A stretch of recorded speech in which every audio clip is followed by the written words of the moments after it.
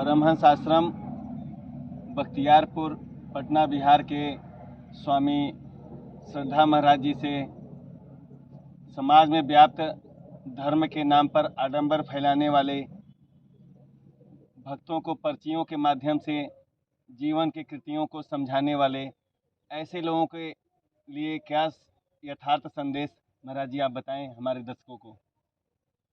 सबसे पहले तो यह बताते हैं आपको कि जो भी महापुरुष होते हैं वो समाज को सदैव सत्य बातें बताई है, कहीं भी समाज को भ्रांतियों में नहीं ढकेला है। लेकिन अगर ओरिजिनल हैं तो डुप्लीकेट भी उसका समाज में रहते हैं।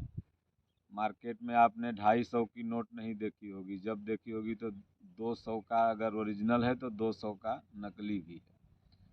तो उसी तरह से तमाम आज तथाकथित लोग जो धर्मजीवी हैं वो तथाकथित बाबाओं का वेश बना बना करके समाज में पर्चियां निकालते हैं और लोगों के भूत भविष्य की जानकारी और उनके सुखमय जीवन के लिए एक प्रलोभन देते हैं और समाज उनके तरफ आकर्षित होकर के जाता है, क्योंकि कामनाओं से ग्रसित व्यक्ति को बहुत कुछ चाहिए और इसलिए वो बार बार जाता है, जो कि उसे वहाँ कुछ मिलता नहीं है।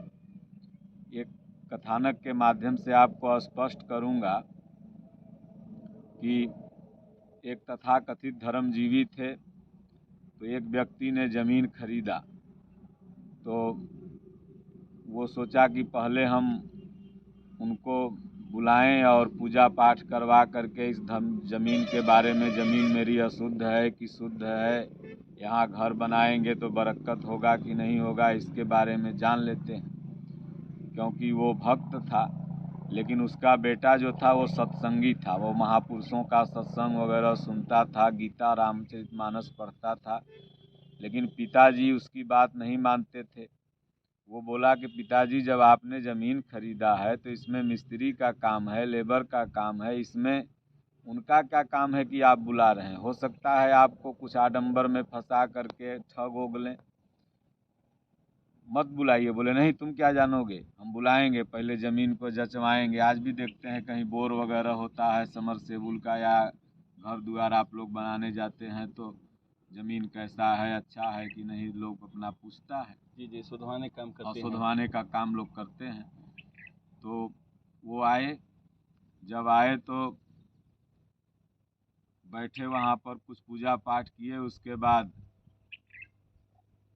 तथाकथित उनको बाबा तो नहीं कर सकते, क्योंकि बाबा कहना आपत्तिजनक शब्द हो जाएगा। बाबा कोई महापुरुष होता है जो बाप का बाप है, इसलिए उनको हम धर्मजीवी ही ऐसे लोगों को कहते हैं जो धर्म से अपनी आजीविका चला रखे हैं, रोजी रोटी उसके द्वारा उनकी चल रही। तो जब वो जाने लगे तो कहे कि ये ज़मीन जो है तुम्हारी 30 फीट नीचे तक अशुद्ध है जजमान। तो उसका जो पिताजी था वो भाविक हो गया, बोले तभी क्या करें सरकार, ज़मीन तो हमने ले लिया है। बोले ये ज़मीन दान दे दो।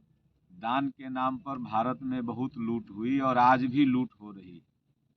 और हमारे पूज्य गुरुदेव भगवान ऐसे एक संत हैं जिन्होंने बताया कि मन का दान ही वास्तविक दान। कर्ण ने मन को दान दिया था, तमाम महापुरुष हुए, राजा बलि ने मन को दान दिया था। और जो मन को दान दे देता है उसके लिए वस्तुएं कुछ मायने नहीं रखती। वस्तु तो खुद आप भगवान से मांग के प्रार्थना करते हैं मंदिरों में, आश्रमों में जाके, तो वो मिलती है। तो वो दान के नाम पर बोले कि ये ज़मीन तुम अशुद्ध है, कभी बरकत नहीं होगा, तुम्हारा खानदान जो है इसमें उलझ जाएगा। तो बोले ज़मीन क्या करें, तो बोले हमको दे दो। तो बेटवा सब सुन रहा था। बेटवा कहा लगता है ज़मीन बाबूजी डर के मारा इनको दे देंगे। बाबूजी भी तैयार हो गए कि चलो जब में हमारा बरकत ही नहीं होगा।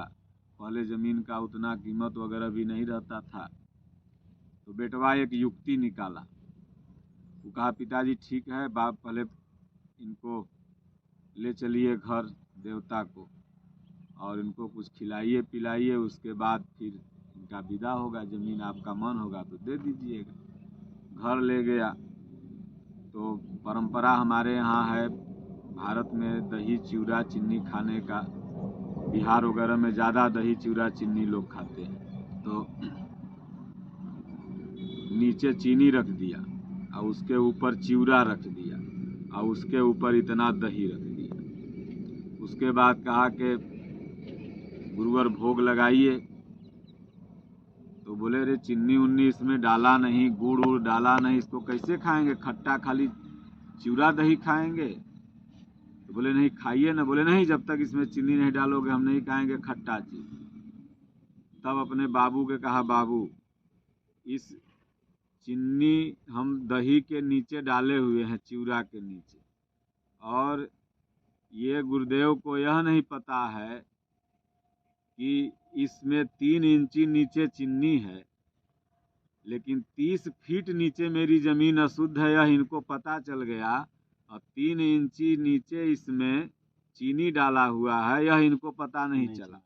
तो इसलिए हमारे कहने का तात्पर्य है कि आज आप सोशल मीडिया पर देखिए हजारों हजार बाबा लोग अपना निकल गया है, जो आगे बाबा लगा लेता है और उसके बाद पर्ची निकालेगा और अपना उसको पता ही नहीं है कि मैं क्या हूँ, मेरा भजन भक्ति चिंतन क्या है, हम किस स्तर पर हैं नहीं हैं।